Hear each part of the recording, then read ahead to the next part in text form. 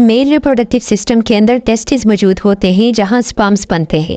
Mails लाखों की तादाद में स्पर्म्स प्रोड्यूस करते हैं। फीमेल रिप्रोडक्टिव सिस्टम के अंदर 2 ओवरीज मौजूद होती हैं जहां इमेच्योर एग्स मौजूद होते हैं। फीमेल्स के अंदर हर मंथ एक रिप्रोडक्टिव साइकिल चलता है जिसे मेंस्ट्रुअल साइकिल कहते हैं। यह साइकिल तकरीबन 28 दिनों का होता है। इस साइकिल के मिड में फीमेल की किसी भी एक ओवरी से एक मेच्योर एग रिलीज होता है, यानी एक ओवम रिलीज होता है। फिर ये एग ओवरी से फ्लोपियन ट्यूब्स के अंदर आता है। इस अमल को ओव्यूलेशन कहते हैं। याद रखिएगा, ओव्यूलेशन के बाद ये एग फीमेल रिप्रोडक्टिव सिस्टम के अंदर तकरीबन 24 घंटे तक रहता है, यानी एक दिन तक ओव्यूलेशन के बाद ये एग फीमेल रिप्रोडक्टिव सिस्टम के अंदर रहता है। सेक्सुअल इंटरकोर्स के दौरान मेल्स तकरीबन 300 मिलियन स्पर्म्स फीमेल की वेजाइना में रिलीज करता है। वेजाइना की पीएच लो यानी एसिडिक होने की वजह से बहुत सारे स्पर्म्स वेजाइना के अंदर बढ़ जाते हैं।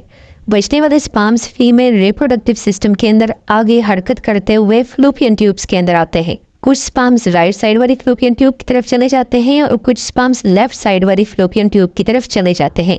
याद रखिएगा, ये स्पर्म्स तकरीबन 5 दिनों तक फीमेल रिप्रोडक्टिव सिस्टम के अंदर जिंदा रह सकते हैं। 5 दिनों के बाद इन स्पर्म्स की डेथ हो जाती है।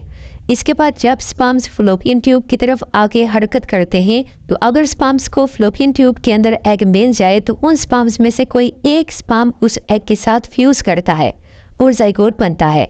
ये जाइगोट एक ही सेल होता है जो कि डिवाइड करके एम्ब्रियो बनाता है।